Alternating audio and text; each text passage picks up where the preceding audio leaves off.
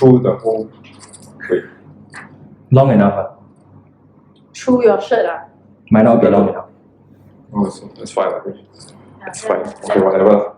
Okay, yeah, alright. Okay, so you're moderating the session. Yep. It's super casual lah. Okay, don't We do it like YouTuber style. Can. Yeah. Okay, YouTuber style. Peace. Okay. Cool. So today we. So we look there lah, right? Sometimes. Are we supposed to look at the camera or look at you? I think look at we just like. Okay lah, anyhow lah. Wing it lah, wing it. Okay. Actually, you guys are like the video people, man. No, but because if you are doing an interview, usually like if you see the Discovery Channel that time, right? Yeah. The interview is always they're looking at the interview. At each other. Yeah. Yeah, but then on YouTube you realize that They they look at the always camera. talk to the camera. They talk to the They camera. always talk to the camera. Yeah. So depends on how you. I think we look at the camera and look at each other, not so awkward. So just treat him as another human being. Yeah, that's a Okay. human. Yeah. All right. Hi, human. Cool. Okay. So today we have here Mark, Wen, Hello. two of our past graduates who are using their brilliance to build something amazing. They started a company called Sushi Vid. Sushi Vid, they recently finished DBS Accelerator as well as Magic's Accelerator. Two of the top accelerator programs in Southeast Asia. Super exciting. On top of that, I think you guys closed seed round as well. Not yet. Not yet. Okay. Are you all raising money? We are looking to raise sometime in January or February because it's towards the end of the year. It's really hard to find people who wanted to raise at this point. Very cool. Very cool. And no, the DBS program hasn't ended yet. The demo day is on the 16th of November. Oh, it's 16th of November. Yeah. Can public attend and watch? I'm not sure. That they've not Okay. really. If you guys can, you guys should go and check them out at the And support. teaching program. Yeah. Yay.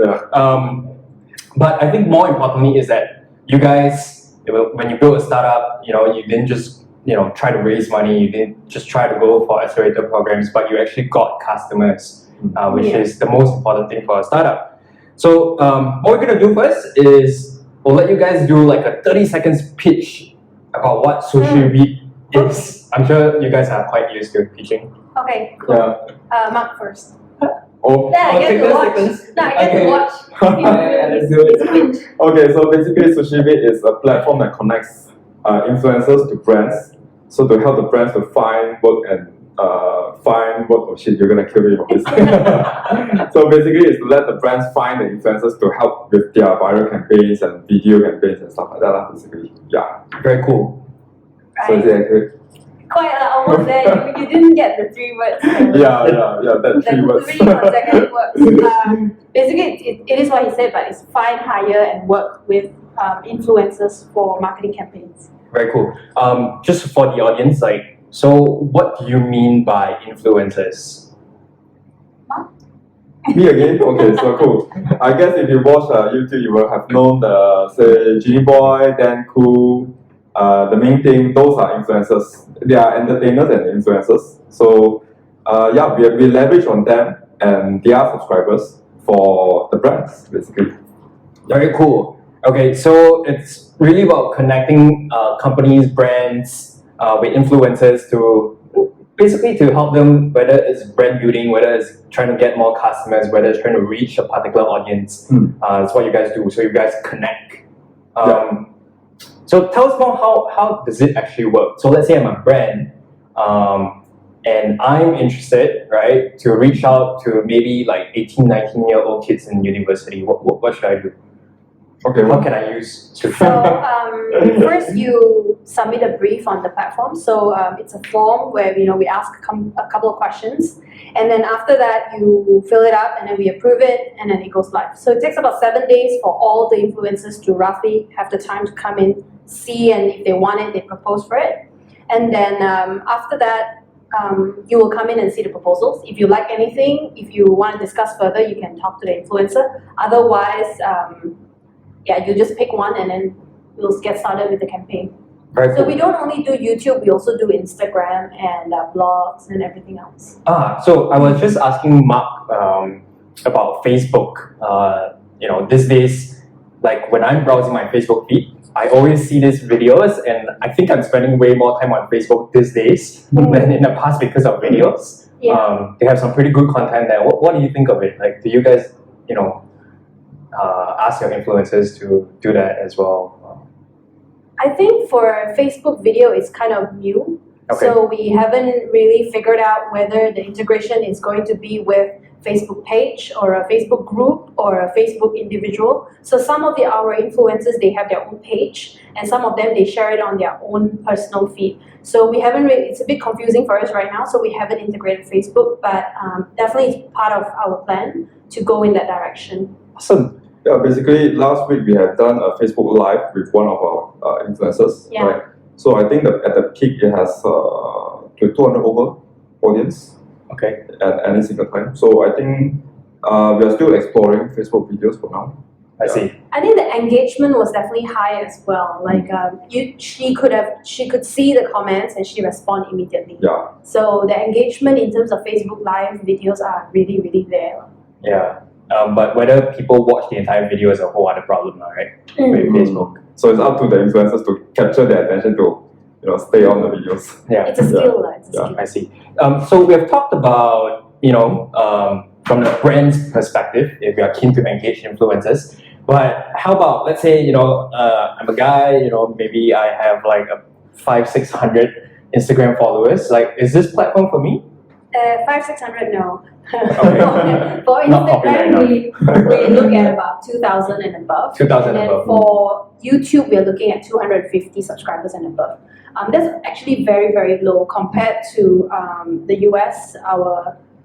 One of the platforms there, at least 3,000 subscribers, 5,000 subscribers. But because YouTube is so new in Malaysia, Yeah. and if you calculate the famous ones, there's only a handful, and then the mid-tier, there's only 2, and everybody else is, trying. Yeah. So that's why we want to encourage them to come in, and we try to get them micro jobs. So we start at 250. That's very powerful actually, because I watch a lot of Gary Vaynerchuk's videos, and he always talks about this micro influencers, and I guess you guys are really sort of like working with these micro influencers, and these are the guys where let's say a student on campus, they feel very connected with these micro influencers, and that's where brands can really sort of use Sushi Vid to reach out to these people. Yeah. I think put it this way, I think Vika, when we first had him, he has like 16,000 followers. Yeah. Now When we started. now he has like 30 over thousands. Oh wow! So because of what the influencers get out of Sushi Vid, they also grow their sort of influence. Probably, I hope there Yeah. is some relevance. yeah, I hope that we did something for them at least. But I think a lot of the younger ones, they are starting to feel like there is hope, in doing YouTube and Instagram, because it used to be so unorganized and nobody got paid properly and prices were all over the place. So now at least with Sushi Vid, there is some form of a standard, even though we don't know whether that benchmark is too high, too low. We're setting it there first, and then we try to see where the market takes us. Yeah. Very cool. All right. So tell us a bit about what motivated you guys to do what you're doing now, and maybe we'll take the story from Wen and also from Mark. Okay. Yeah. So I think the whole Sushi Vid idea, I think is, let's start with Wen. Okay. So I kind of feel like Sushi Vid is this part of my journey where it's like everything that I did kind of build up to this. Whether I came to Next Academy to learn how to code, or my journey as an actress, everything just kind of played well into this. And I was like, if there is a problem I really, really want to solve for someone, then it would be the creators, because it's something that's really close to my heart. Right? So that's how I got motivated to start. How this idea came about was actually somebody else, a multi-channel network, approached me to join them as a country head for Jakarta. I was quite keen because I think I still love the acting and the performance space. So I was keen, but then I felt like I don't want any contracts. It's not the way I want to be treated if I was a creator. So then I started to search online for other alternatives, and then I thought of the marketplace because I'm avid freelancer user. So then I was like, okay, I think this model works, and yeah, that's how it came about. Very cool. Yeah, so like I don't know, like I've been watching this YouTube channel, Lost LeBlanc. Like this guy basically just travels the world and like he makes YouTube video and does it for a living. And I guess there's an increasing trend of that. Yeah. And there's a lot of people who really just wants to do what they love and create content that way. It's really our vision as well to make influencer a full-time career.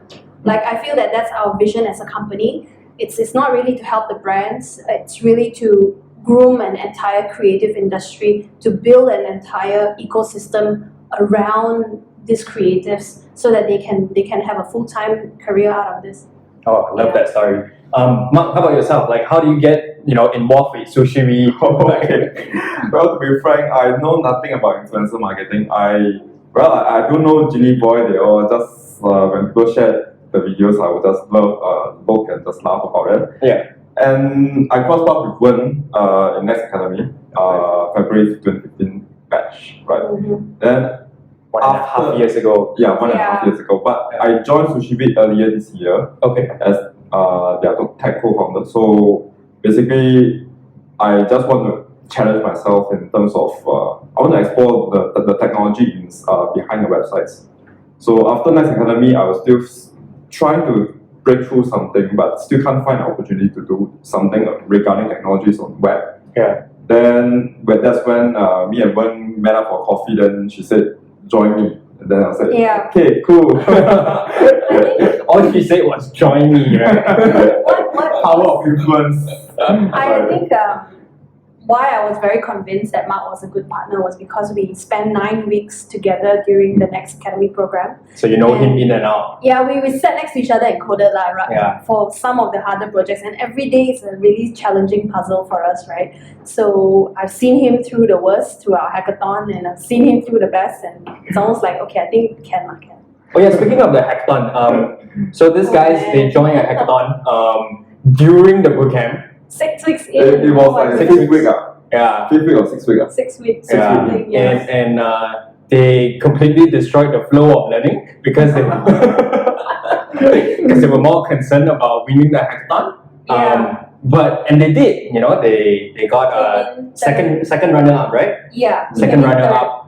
Which hackathon was this? This was the Mastercard. Mastercard hackathon. Mastercard Master of Code. Yeah. Challenge, yes. Yeah. Very cool, very cool. Great. So, what were you guys actually doing like before you came to Next Academy? Like you mentioned a bit, you had a stint as in the, I guess what do you call it? The production industry, the broadcasting industry. Cinematic arts, maybe. Yeah. So maybe to summarize, after I did acting for a while, I realized that it's really, really tough to crack the market. It's so competitive. I will go back, eventually when I'm older and I can do auntie roles. the girl roles, it's just so competitive. It's crazy. Right. After that, I actually joined Cradle, and because I figured I don't really want to work in a bank anymore. I was a banker before, and then I just decided that I want to do something else. So I went into Cradle and I found out about this whole technology space and all this entrepreneurship things that I never knew existed. I had no idea there was angel investment or grants.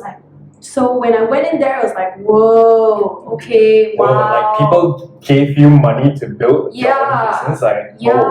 And then a lot of the startups there, they function by imagination. So they don't, when I look at them like, yo, are you serious? Like that also can. But really, but they function like that. And we, to some certain extent, we function like that as well today. I see. But after that, I joined a couple of startups in Singapore, and then that was when I was exposed to different kinds of environments and culture. Mm-hmm. Yeah, so that was how I got back into Next Academy. I see. After I left the last job in Singapore, I came back and I'm like, you know what? Something's really nagging because I've been doing sales for softwares for so long, for like 2 years then, and I'm like, half the time I don't know what I'm selling. I feel like, okay, there's something that the system cannot do. I don't know why it cannot do. There's this limitation that I don't know why this report cannot be generated, and I'm like, I will go to developer and like, how come cannot? He said cannot. I'm like, no, how come cannot? The answers cannot. I'm like, okay, this, if I'm going to start something, I have to get behind this thing and figure out what exactly is coding. Right. And throughout the process of learning at Next Academy, it kind of felt like a revelation to me. Like, oh, this is how the database is built. Like, oh, okay. Oh, they're just forms. Okay. Oh, wow. I never knew. I was like, selling software for 2 years, I had no idea that's how it works. And then now you know that the software developers that you work with, they were all lying when they say this cannot be done, right? No, actually cannot be done because the database is different, and then how they have to connect each of it to form that one column for me was, challenging.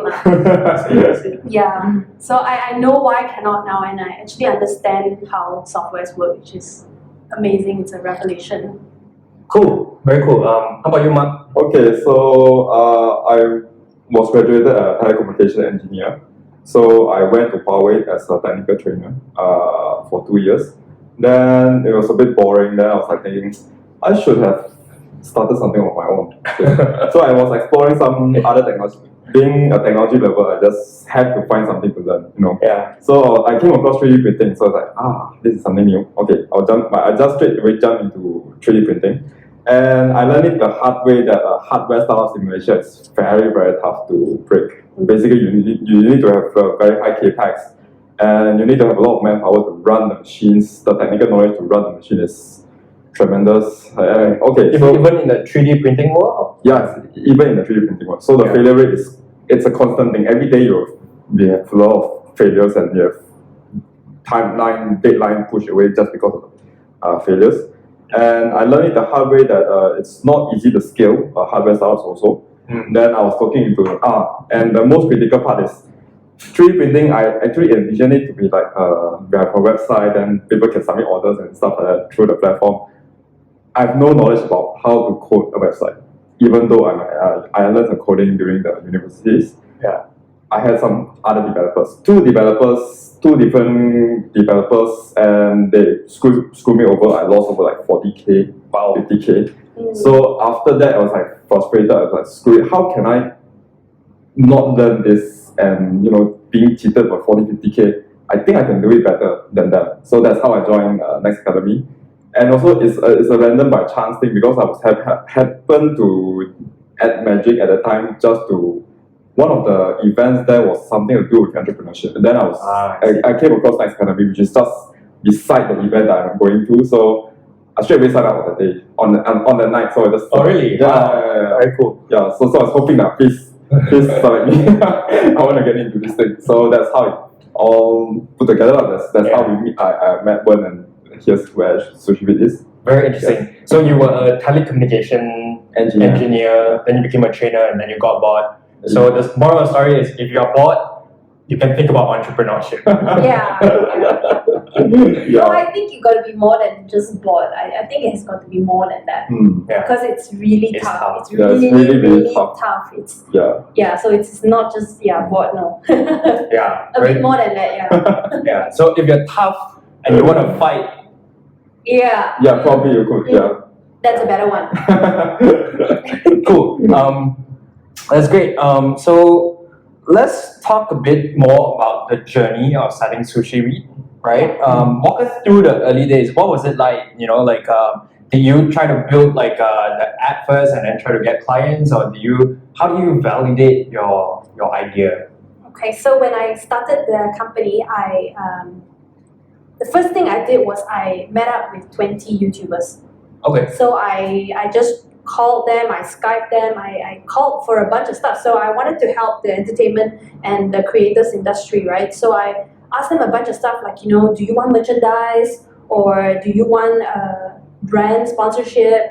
Do you want your own website? I tried like asking a lot of different things, and then but I had a set of questions. I had a set of 20 questions that I asked 20 people, and whichever one was consistent, that was the one I built. Did you have any friends who were influencers then, or like you just like hustle and cold call? I hustled because so it turned out that the girl that I was acting with before, Joanna, so she's now the biggest YouTuber in Malaysia, and she's based out of the US. You know, if I had known YouTube was like a path then, right?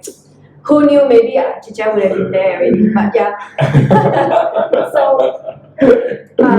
I picked a random 20 people, and I also purposely choose very different ones because I don't want, you know, to just service a small group of influencers. So I picked like 2 from Thailand, 2 from Indonesia, 1 from Malaysia, or no, actually I met 4 or 5 from Malaysia. It was scary. The first time I met Ray Mark, I actually drove to his house. So I've never met him before. So it was quite, yeah. How do you get his address? I just emailed all of them. And then he's like, let's come over to my house. Yeah. So I was like, oh my god, no. Yeah, but so I met up with 20 of them. I figured out what they do, what is their biggest pain points and everything. Then I asked them, I follow up after that, and I said, okay, look, if I'm going to build this, you want to use it or not? So then they all actually responded with like, yeah, of course, you know, if you can get me brands and get me paid, I would love to do it. So I said, okay, fine. Then I built the landing page. Okay. So I went to a random drag and drop type of landing page thing. I think it's called lenderapp.com. Lenderapp.com, and then I drag and drop some stuff, and then I started collecting signups. Very cool. And these signups are for influencers, or is it for... influencers first. I started with the influencer side because by the time I had my website up, I was already partnering with Naga DDB. Okay. Yeah, so Naga DDB is the largest creative advertising agency in Malaysia, and so our angel investor is also the founder of Naga DDB. And so by then I already knew like there could be a possibility of a stable number of brands that will come in, so I should build on the influencer side. I see. Very cool. And then at what point did you decide like, you know what, I think it's time to go get some companies, you know, to by the time I got enough influencers, and I'm like, okay, before they leave my platform, I better start getting them some jobs. Yeah, so that's how I started. I see. Was it difficult when you approach the companies, to get them, hey, you know what, we have a bunch of like super popular people, would you like to pay some money? Or it was easier than expected. I think because bloggers paved the way quite well already. Awesome. Because I didn't really need to explain much. I just have to tell them like, you know, this is a very common thing. It's you know, people have been using bloggers for years, you know. So now we're just transitioning into a different portal called YouTube and Instagram. That's it. So it was not that difficult to reach out to the brands. But managing influencers is difficult. Oh yeah? Yeah, are they like super divas? Like there is a mix, but I think what's more difficult is that there's no consistency. Okay. So A will say 300, B will say 500, and C will say 2,000. You're like, where's your rationale for pricing? As in the amount of money they charge. or even the standards that they set for themselves. You know, like one can do a lot, like one will bundle a few, and some will just say, okay, I'll do one post. Like, and they don't form a habit of writing proposals, and they're not very keen to share ideas. Right. Yeah, because they feel people will steal the idea. Which I feel like you should be more confident in your influence because you are the one that comes with your pool of subscribers. That's true. So influencers out there, like the most valuable part as being an influencer is not just about your creative side, but also your subscriber base. Correct. So if they continuously work on their subscriber base, like that's all that matters, right? Yeah, correct. Okay, very cool. So did you ever think about, you know what, maybe I want to be an influencer myself, or maybe you already are? No, I don't have the time. But I encourage the entire team to actually start a channel, just to go through the journey as an influencer. And in fact, one of our other co-founders is actually an influencer. Oh wow! So she has grown from 600 when she joined me to now 900 subscribers. Yeah. she's quite good with all the influencers lah. And I see. she always gives us input from the influencers' perspective. Like you know, that's too much. Like the brand wants us to put logo here and here and here. It's like a bit too hard sell. You know, she gives us a different perspective. I see. So we're talking about platforms like YouTube, Facebook, and I think what YouTube did, things like with AdSense and all to allow influencers to monetize, that's great. And I think one of the things that when I was talking to people about marketplaces is he talked about the benefits of actually standardizing pricing. What do you think of that? Like, would you ever want to standardize the prices that your influencers charge companies? Do you think that's a good move or? Definitely. Definitely. Because I think the less decision that the brand has to make, the easier it is for them to just make that decision. Right. So for example, I used to use 99 Design for logo. It's like the first time I went in there, I put in my brief and then I saw the price $399. I'm like, okay, I'll think about it again. And then I pull back. I actually pull back. You don't know if it's like a fair price Correct, or whether it's too correct. expensive. Okay. But when the time I actually paid, I was serious. I see. So then you also attract serious influencers because you are serious. Right. Yeah. And then the other thing is because once you standardize the price, then the influencers and the brands don't spend time haggling. I see. Yeah. It's Right. it's a professional business for the influencers, so stop haggling with them. And time is money, guys. Time Yes. is money. Yes.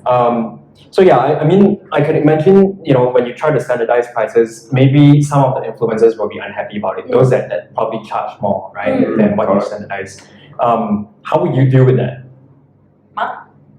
So basically, It's going to be pretty difficult, right? Yeah. Yeah, so Yeah. that's why we have an internal mechanism to keep track of their subscriber count, and we actually recommend prices based on the subscriber count. I think that's fair for everyone. If you want to grow, you want to get more money from brands, increase your subscriber count first. Right. Yeah, so that's how they could incentivize themselves. Okay, I need to get more subscribers to get more money.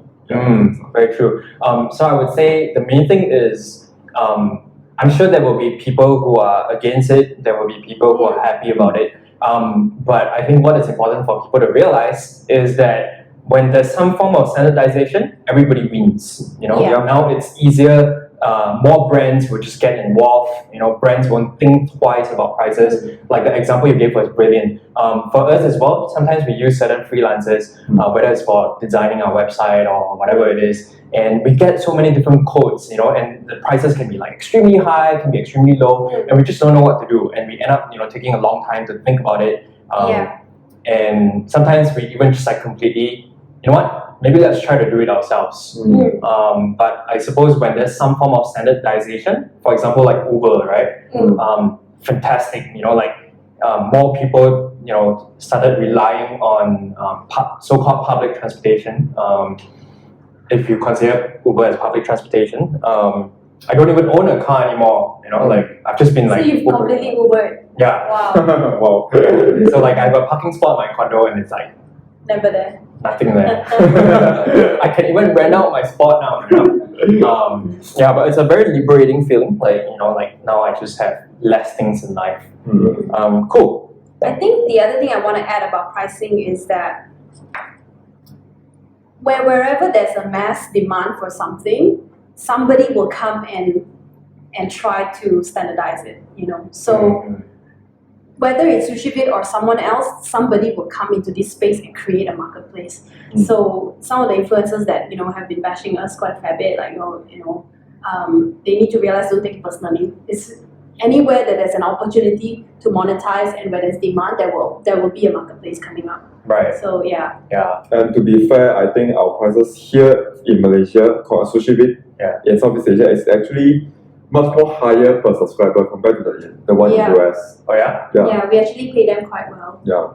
Sometimes the amount of products that come into our office, we kind of feel like, we're really burning money and then we're just taking and sometimes it's painful. It's a good time to be an influencer on Sushi Vid. Exactly. That's We need mothers. We need mother YouTubers. We need tech YouTubers. What else do we need? I think generally Travel? yeah, travel. I think Yeah, maybe travel. So any of you wants to start something that is mother related or child toy unboxing? Yeah, start now. Toy unboxing. Yeah, Wow, very cool. start now. Very cool. How about you, Mark? Like, so you handle a lot of the technical side, right, of Sushi Vid. When you joined this year, where was Sushi Vid at, and where is it now? Okay, it is version 1.0, which is the standard, the marketplace. Everything is almost done. Everything is done. So I revamped the whole front end because it was pretty basic at the time.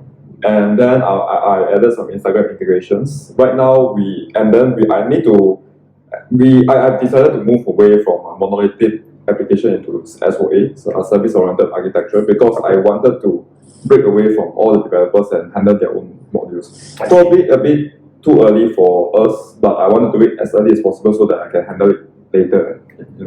Very interesting. Yeah. So maybe just to give some context, for our audience, like what does the app do?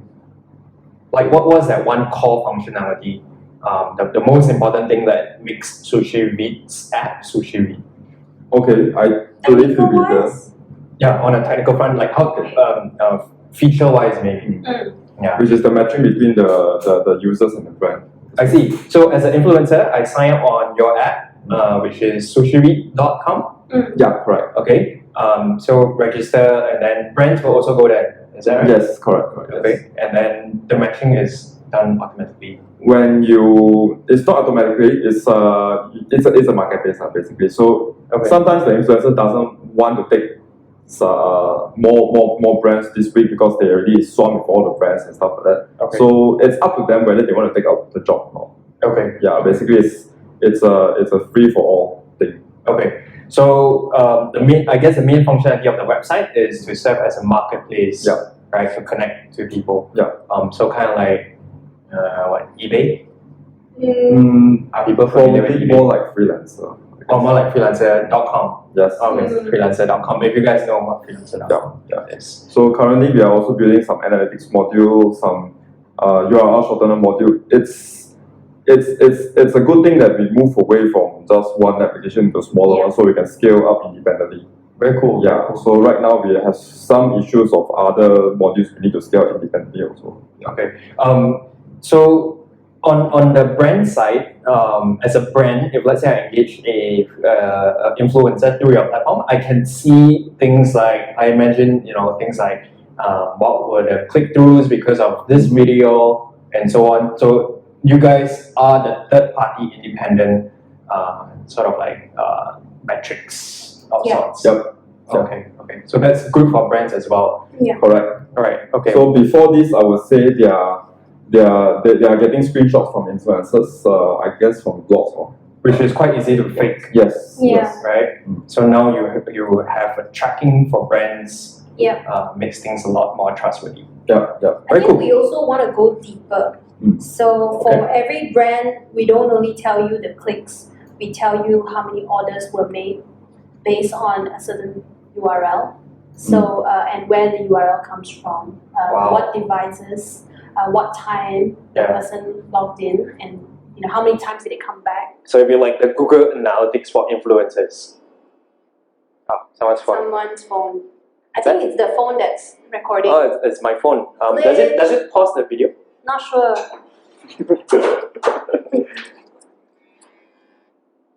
You put it in airplane mode.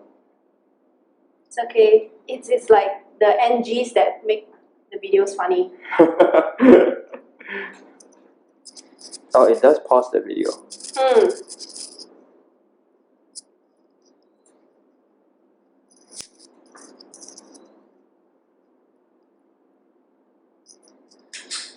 So I did a video for the founder interview, first round in Iceland, I didn't show you my founder video interview for Sushi Vid.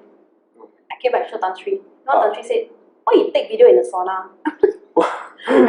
Because behind is all wooden panels. Okay. Because they're very cold there, right? So they're all wooden panels. It's like, why you take video in the sauna? I'm like, I never published. Should share to us. I think when we turn one, I'll put it up lah, Cool. as a funny video or something. Just now the video option disappeared for a little while. Oh, Okay, good. It's back there. We're back. We're back. We had a call on the phone. I'm using a phone to record. Yeah, very ghetto, but it works. Okay, where were we? What were we talking about? Going deeper with the analytics. Yeah. Going deeper with It's like Google Analytics for video stuff, I guess. Yeah, so Google Analytics for influencers. How Yeah. cool is that? All right, so I guess maybe just to soon to wrap things up, what was the most challenging thing for you when trying to build Sushi Vid, I suppose? Okay, I think I can start that first. Yeah, you start. So Yeah. while you're thinking how to, okay. So basically, I learned how to code a website through Next Academy, and then from there I'm running Sushi Vid as a production app. So I need to learn how to really don't mess up the system. As in, during the courses we would just make DB drop and Right. make DB create again. Yeah. Every 5 minutes. You had no users, Yeah. right? So you can just So- drop it. Now we couldn't do that again, so we have to be very, very cautious. Every new updates that we push to the system is live. We need to keep track of all the bugs and stuff like that. Yeah. So those are stuff that is pretty challenging for me. Yeah, so basically the switch from just learning how to code and actually maintaining a production application. Yeah, exactly. And it's true. Like, so for me, when I first learned how to code and then after jumping to production version, I think I learned the hard way. So like I remember like deleting a bunch of data and I'm like, shit, like, what the hell did I do? But I think that makes you very good, right? Because like you learn through a very expensive lesson. Yeah. Cool. We did learn a really expensive lesson recently. Oh yeah. Because I think we forgot to code in the commission portion. Yeah. So a huge part of our deals that went through had no commission. So we are essentially doing it for free. Also like commission on your After match already, right? Then it's like, oh, Sushi Vid's price is gone. Oh, is that? Oh shit! Where's our margin? Oh damn! for how long? I think for 1 or 2 weeks, right? Yeah, but Yeah. then majority of the deals that was happening then, and it was at least 10. Wow. 10 So or 20. 2 weeks you had no income Yeah. coming in. Yeah. In that Taiwan. That's very painful for businesses, I can imagine. Because we did the calculation, we didn't store the data. Yeah, that's what That's the happened. pro- Yeah, that's because we pushed a previous update that is in preparing for some special events that we had, then that thing is bugged, basically. Yeah. It's okay, shit happens. Shit happens. Yeah. Cool. It's fixed now. yeah. So So you can pay for food again. Yeah. yeah. Cool. So how about yourself? What was the most challenging thing? There are a lot of challenging things, I'm sure, but what was one thing that maybe kept you up? I think just like couldn't the sleep. team. The team. The team and the culture that I want for the company. Wow. Okay. That keeps me up every time. They will receive a 5 a.m. email from me, and then they'll be like, "Oh, she's angry." Actually, I'm not angry. I'm just worried, and I worry about team because I came from 2 other companies who's that I wasn't satisfied. So I always draw from my past experience and say this is not what I want to do to my team. Right. Not that they were bad. It's just that they were different. Yeah. And sometimes as founders, we blindside certain things. So like my first startup, I was in. I was kind of like hush thought I was going to get equity and then I didn't. So that's why with my team now, I assure them, I tell them upfront, look, I'm doing my best to get the legal documents up ASAP so that everybody is like, have that peace of mind. Mm-hmm. Yeah. And other subtle things like, how are we going to sit together so such that the developers don't get interrupted but they still can hear so that they are aware of what's happening. How should I structure the team? And then, if A and B don't work well together, then how can I scale further? Who's going to be on top of who, and salaries and all those things are the ones that keep me awake. Because I really want to do a very flat hierarchy, everybody be responsible for your own portion kind of thing. Yeah. But of course, it's a mixture of now currently 7 very different characters. Yeah, so Wow, okay. Trying to get everybody to work well together and accept everybody else's working styles, Yeah, and then trying to expand to 16 packs is scary. And hiring is also scary. Because you never it really is. get it really right as well. Like you just interview one time, sometimes the questions might be okay, might not be okay, but like you don't really know until they join, and then you're like, oh, What did I just okay. do? Yeah. So far, I think we've been very blessed. The team is great.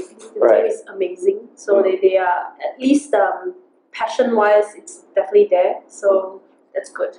Very good. Yeah. So like it's very important. If you guys want to work in a startup, like know the founders, what kind of culture that they want to build. You want to choose a company that really sort of cares about this sort of things. Because ultimately, life is short. You want to spend your day to day actually growing, and working in the right company is very, very important. Yeah. So have you formed that culture already, or? Yeah, somewhat. Like, so every morning at 10:15 we have stand up. Yeah, I think I'm the only one that implements the stand up, because like when I'm not there, then they also forgot stand up. Until I message them like, hey, y'all don't forget stand up. Today stand up without her will be like 2 minutes stand up. So today we're gonna do okay done. Next. Yeah, I think stand-ups are incredibly challenging. Like we try to do stand-ups as well. It's actually really, really hard. And of course, like for us, we have a bit more flexible time, so people come in between 9:30 and 10:30. So like, we want to do stand-ups like first thing in the morning, so everyone gets aligned. But because everyone comes in, between that 1 hour time frame, like it became really hard as well.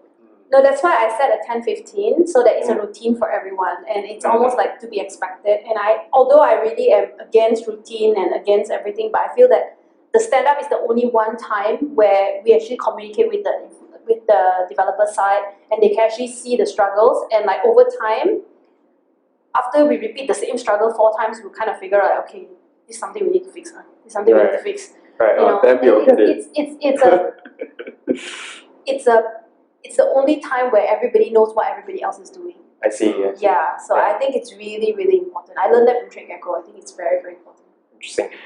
So I actually recently learned something about how to structure your team to be effective. So this was basically Kylie shared this with me. Okay. So Bukalapak is one of the actually the largest like e-commerce marketplace in Indonesia.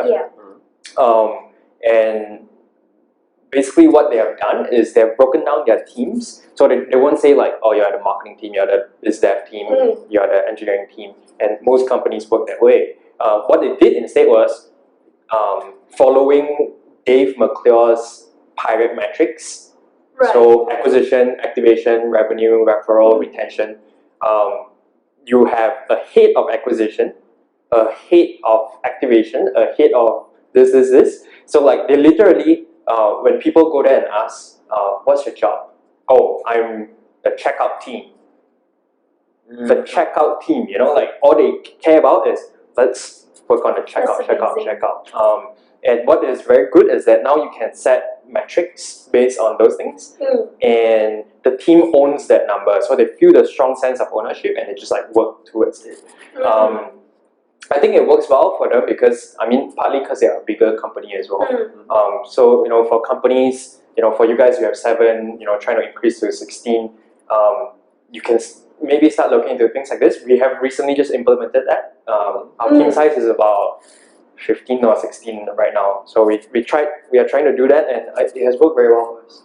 Really? Yeah. I'm gonna have to come and meet you and have a one-on-one how to do this. I've been reading so much about this. I read this. It's called the holacracy. Right. Yeah, it's something that I want to implement as well because it's flat. I'm gonna airplane mode this. Is this still recording? Is it Audrey? Yeah. Tell her I say hi. Hello? It's like super NG. Hello?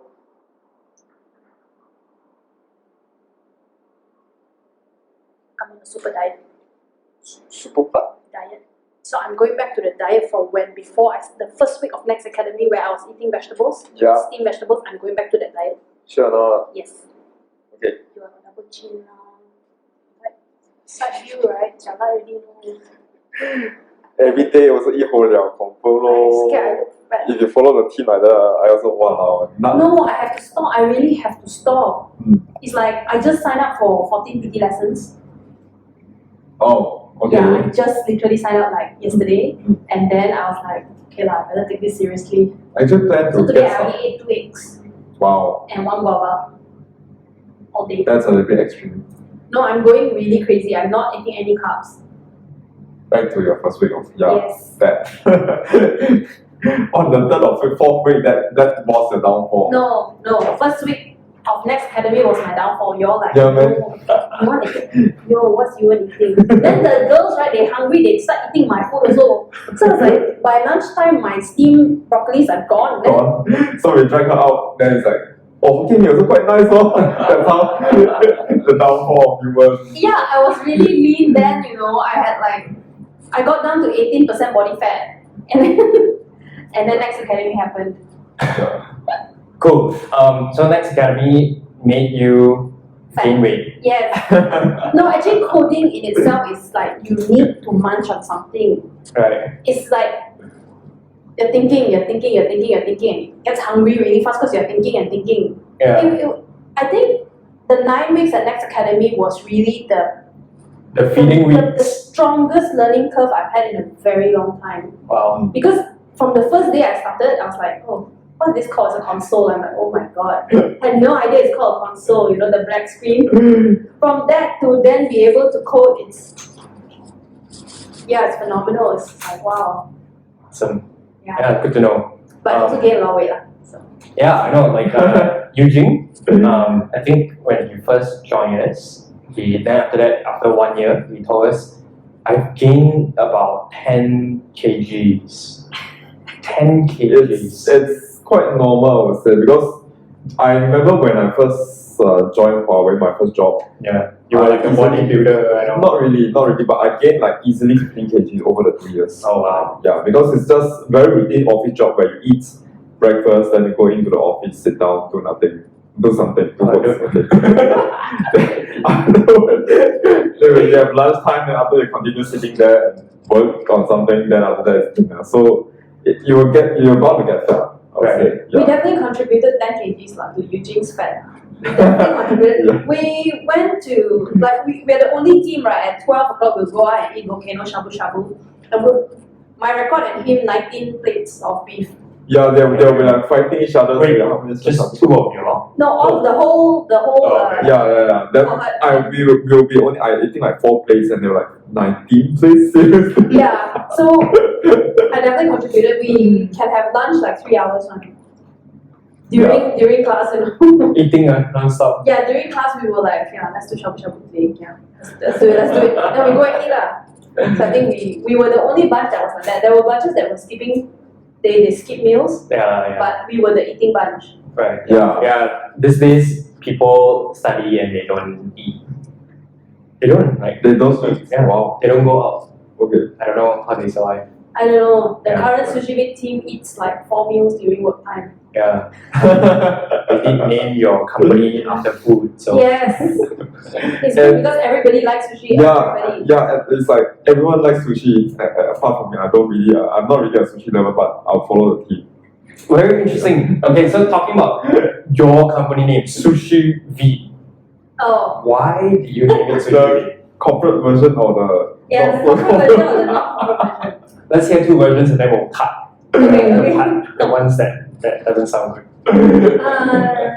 So Sushi Vid happened after 3 days of searching on, domain search like GoDaddy, figuring out what name to have. I wanted a .io at the back. Right. So it becomes like VIDIO, so it's like a video. But half of the vid names are porn sites. Very. Yeah, there's so many porn sites that I never know existed. So are you sure that Sushi Vid has no like porn? No, but at least when you search Sushi Vid, and if it's not us, it's some sushi rolling and how to make sushi. But the rest, I tried like Vid Fury, and then even if you search Vid Fury, like some random video Fury comes up and it's porn site. So then in the end, I was like, okay, let's play it really, really, really safe. let's do something. And I searched sushi, and then it's like, oh, it's available. Right. That's like, okay, let's do it first one. Right. I really didn't think the name would stick. Sushi was just random. Yeah, I didn't think the name would stick at all. I was just like, okay, like, we are so new, right? Don't spend any more time thinking of the domain. Just do first. And then if it really hits off, then we think of the name. But Yeah. And she paid $399 for the Sushi Vid logo, so it sticks. yeah, yeah, the Sushi Vid logo. So is that the corporate version or the non-corporate So version? that's the real version. That's the real version. Okay, Yeah, now the let's talk corporate about the one corporate version. The corporate version is that me and my friends had this idea when we were eating sushi, and then we just came up with the name on the spot, Sushi Vid. Right. But no, that's not the real version. So if you were eating udon, then it would be like udon vid. Or Yeah, if you were eating udon. canai, then it would be like canai vid or something, right? Yeah, but then see, Vid was only nice if it's vid.io, Right. but we kept it at .com. Mm. So it's like, oh, okay, not so cool anymore. And then now we're doing Instagram and blog. It's like, oh, okay, Well, Sushi Vid. but you guys plan to buy the domain sushivid.io? Don't tell anyone we haven't bought it yet. Buy it now. Okay, no, put this online.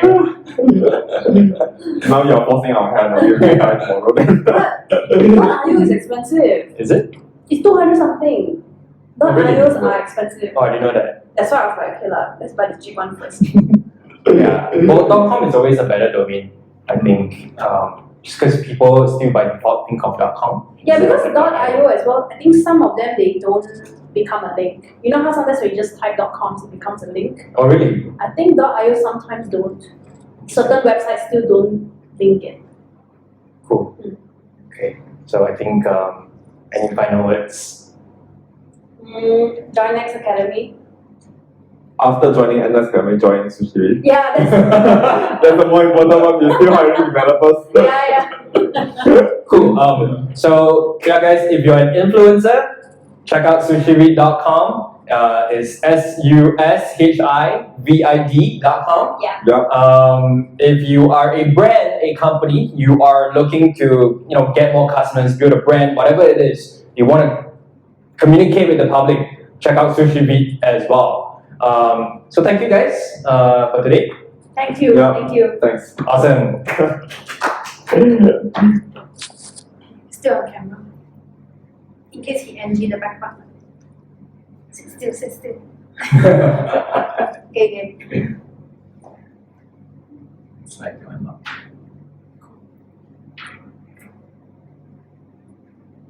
What if I delete everything?